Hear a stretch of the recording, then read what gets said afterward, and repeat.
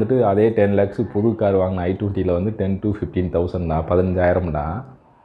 இந்த லக்ஸுரி காரை வந்து 18 lakhs காரை 10 லட்சத்துக்கு வாங்கியிருந்தோம்னா அதோட சர்வீஸ் காஸ்ட் வந்து நியர்லி வந்து 40 to 50,000 ஆயிரும். அதோட ஸ்பேர் பார்ட்லாம் வந்து இங்கே ஈஸியாக அவைலபிளாக இருக்காது.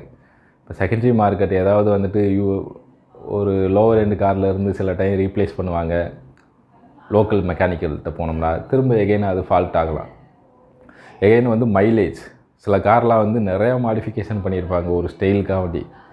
ஆல்ரெடி ஓல்டு காரு, மைலேஜ் வந்து 7 கிலோமீட்டர் தான் ஆவரேஜாக கொடுக்கும். ஸோ அதுலேயும் வந்து நிறையா ஸ்பெண்ட் பண்ண வேண்டியது இருக்கும். ஸோ யூஸ்டு காரை லக்ஸுரி காரில் வாங்கினீங்கன்னா எக்ஸ்பென்ஸ் வந்து இதெல்லாம் வந்து ரெடியாக இருக்கணும். அன்எக்ஸ்பெக்டடாக ஏதாவது ஒரு சின்ன டேமேஜ், ஏன்னா அதில் இருக்க ஃபியூச்சர் ஏதாவது மிஸ் ஆச்சுன்னா சில டைம் 10 லட்சத்துக்கு வாங்கிட்டு வந்து ஒரு 4 lakhs